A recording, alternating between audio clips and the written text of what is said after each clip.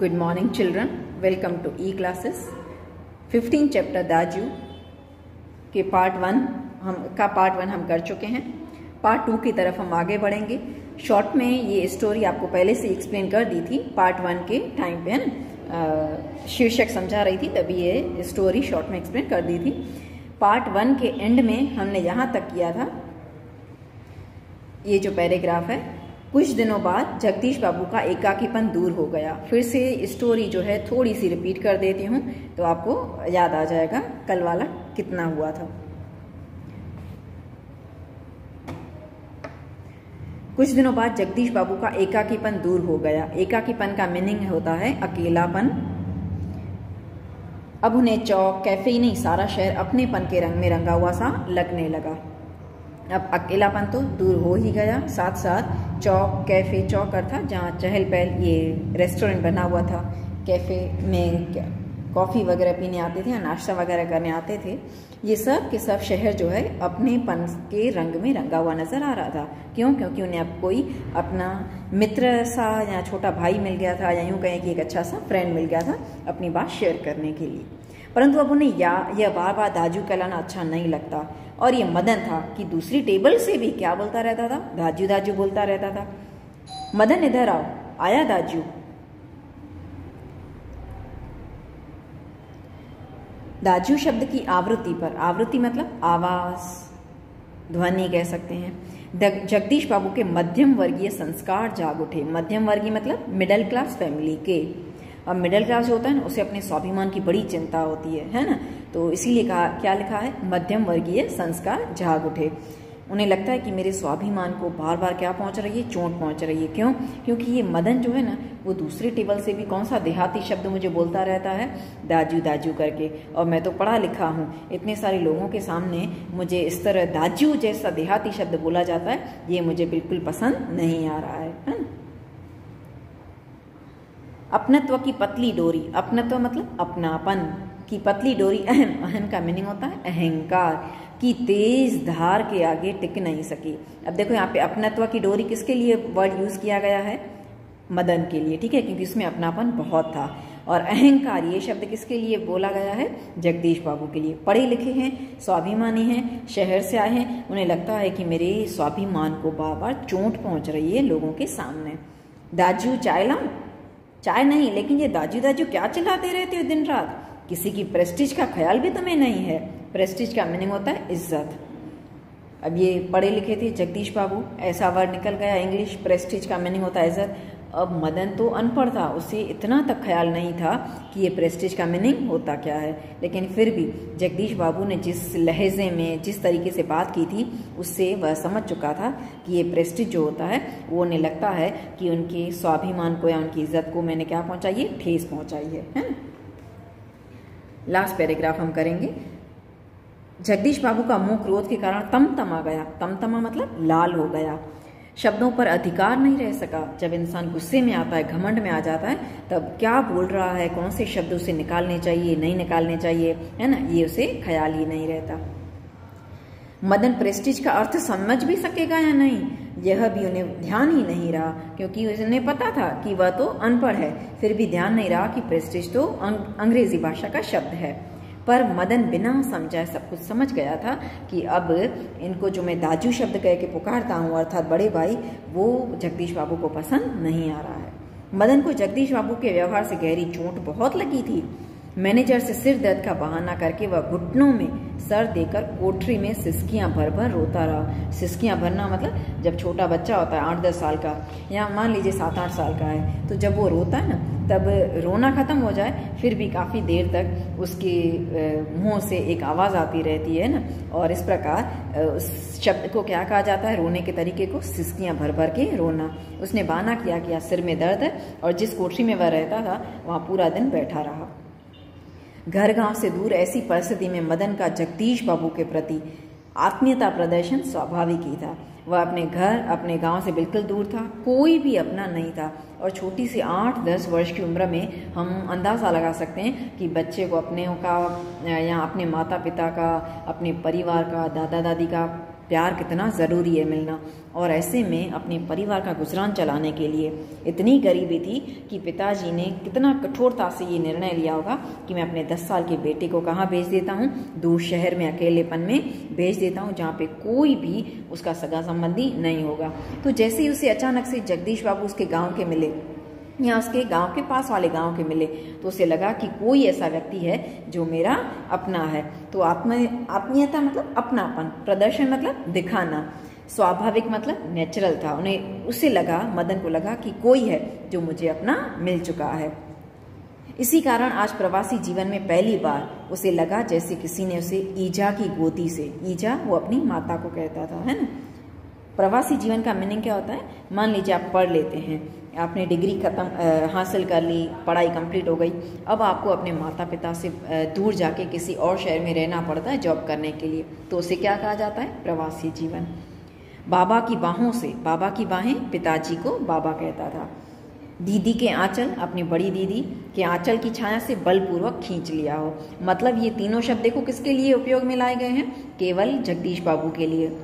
उसे बड़े भाई का तो प्यार नजर आता ही था उसमें, ऐसे लगता था माँ का भी प्यार मिल रहा है, पिताजी का भी और बड़ी दीदी का भी।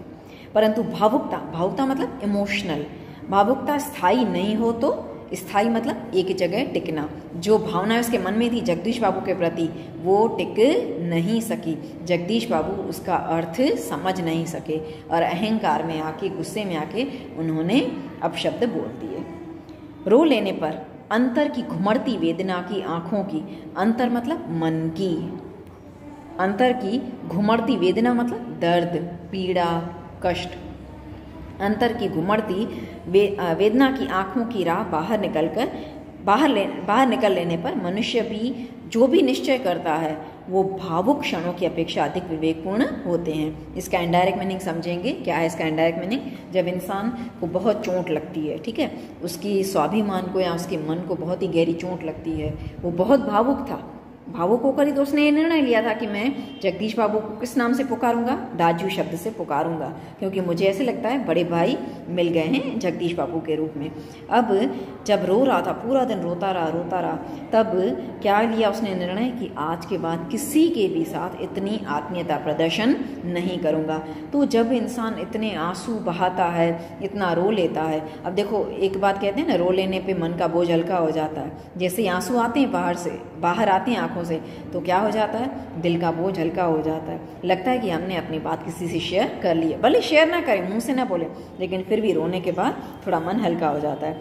तो ऐसे समय में जब इंसान निर्णय लेता है ना, तो वो भावुक क्षणों की अपेक्षा अधिक विवेकपूर्ण होते हैं। विवेक मतलब सही और गलत की पहचान। उसे लगता है कि अब मुझे ऐसी भावनाएं, इतना अपनापन, इतना प्यार का प्रदर्शन किसी के भी प्रति नहीं करना है। अगर वापस किसी और के साथ ऐसा अपनापन रखूंगा ना, तो क्या पता वो भी इंसान मुझे ऐसे ही धोखा दे के चला जाए या मेरा अपमान करके चला जाए। इसलिए अब किसी भी परदेसी के साथ इतनी आत्मीयता नहीं रखूंगा। मदन पूर्ववत काम करने लगा। पूर्ववत मतलब पहले की तरह ही काम करने लगा। दूसरे दिन अपने कैफे में आकर, दूसरे दिन कैफे जाते हुए अचानक ही जगदीश बाबू की भेंट मतलब मुलाकात बचपन के सहपाठी मतलब क्लासमेट, सहपाठी हेमंत से हो गई। क्या नाम था उस फ्रेंड का? हेमंत। कैफे में पहुंचकर जगदीश बाबू ने इशारे से मदन को बुलाया। अब जगदीश बाबू ने किस में बुलाया? इशारे में बुलाया। नाम नहीं लिया कि मदन चाय लेकर आया, इधर आओ। परंतु उन्हें लगा जैसे वह उनसे दूर दूर रहने का प्रयत्न कर रहा है। आज कुछ भी दाजू दाजू शब्द नहीं पुकार रहा था, जय हिंद नहीं बोल रहा था, कुछ भी नहीं, लेकिन उसके व्यवहार से ऐसे लग रहा था कि आज मदन जो है मेरे से दूर दूर रह रहा है। दूसरी बार बुलाने पर ही मदन आया। आज उसके मुंह पर वह मुस्कान भी नहीं थी, न ही उसने क्या लाऊं दाजू कहा। इसको अंडरलाइन करेंगे सेंटेंस को, कि पहले क्या बोलता था? दाजू जय हिंद, दाजू आज तो ठंड बहुत है, लगता है हिम पड़ेगी। आज उसने ये भी नहीं बोला कि दाजू क्या लेकर आऊं। स्वयं जगदीश बाबू ने को ही कहना पड़ा, 2 चाय और 2 ऑमलेट लेके आना। परंतु तब भी लाया दाजू कहने की अपेक्षा लाया साग। पहले क्या कहता था? दाजू कहता था, अब उसने कहा कि साग लेकर आ रहा हूं। कहकर वह चल दिया, मानो दोनों अपरिचित मतलब अनजान हो। शायद पहाड़िया है। हेमंत ने अनुमान लगा के पूछ लिया। कहा कि क्या ये पहाड़ से आया हुआ है, अर्थात पहाड़ी इलाके का है? हाँ, रूखा सा उत्तर दिया जगदीश बाबू ने और वार्तालाप का विषय ही बदल दिया। विषय मतलब सब्जेक्ट ही चेंज कर दिया, मैटर, कि आगे मदन की कोई भी बात मेरा मित्र जो है, फ्रेंड है हेमंत, वो ना पूछे, इसलिए टॉपिक ही चेंज कर दिया। मदन चाय लेकर आया था। क्या नाम है तुम्हारा लड़के? हेमंत ने एहसान चढ़ाने की गरज से पूछा। एहसान मतलब जैसे हम किसी पर उपकार कर रहे हैं। हेमंत ने देखा कि 8-10 साल का छोटा सा बच्चा है और वो इस तरह काम कर रहा है वेटर का, तो पूछा कि तुम्हारा नाम क्या है? कुछ क्षणों के लिए टेबल पर, टेबल लिखा हुआ है, इसका मीनिंग है टेबल पर गंभीर मौन छा गया। गंभीर मतलब सीरियस, मौन मतलब चुप्पी, साइलेंट छा गया। जगदीश बाबू की आंखें चाय की प्याली पर ही झुकी रह गई थी। वो सोच रहे थे कि देखें अब क्या बोलता है मदन, क्या अपना गांव का नाम वगैरह बताएगा, क्योंकि जब पहली बार जगदीश बाबू से उसकी मुलाकात हुई थी ना मदन की, तब भी यही सब था। पहली बार उनका मिलना, गांव का नाम पूछना, परिवार के बारे में पूछना, और एक दिन उन्होंने क्या कर दिया, मेरा अपमान कर दिया। मदन की आंखों के सामने विगत स्मृतियां घूमने लगी। विगत मतलब जो बीत चुकी हैं, स्मृतियां मतलब यादें। जगदीश बाबू का एक दिन ऐसे ही नाम पूछना, है ना। फिर दाजू आपने तो कल थोड़ा ही खाया, और एक दिन जगदीश बाबू की प्रेस्टीज का ख्याल नहीं रहता तुम्हें। लास्ट में उन्होंने क्या पूछा था कि लास्ट सेंटेंस कौन से थे दोनों के, कि क्या तुम्हें किसी की प्रेस्टीज का ख्याल नहीं है, जो इस तरह बार बार मुझे दाजू बोलते रहते हो। इसलिए मदन ने निर्णय ले लिया था। अगले दिन बहुत आंसू आए थे और बिल्कुल विवेकपूर्ण मतलब सही और गलत की पहचान करके सोच समझ के निर्णय लिया था कि अब किसी के भी साथ इतना आत्मीयता या अपनापन नहीं रखूंगा। जगदीश बाबू ने आंखें उठाकर मदन की ओर देखा। उन्हें लगा जैसे अभी वह ज्वालामुखी फूट पड़ेगा। ज्वालामुखी, जब बहुत गर्म पदार्थ भर जाते हैं पहाड़ के अंदर तो क्या निकलता है? ज्वालामुखी फटता है, आग निकलती है। इतना गुस्सा किसके मुंह पर था अभी, किसके चेहरे पे था? मदन के चेहरे पे।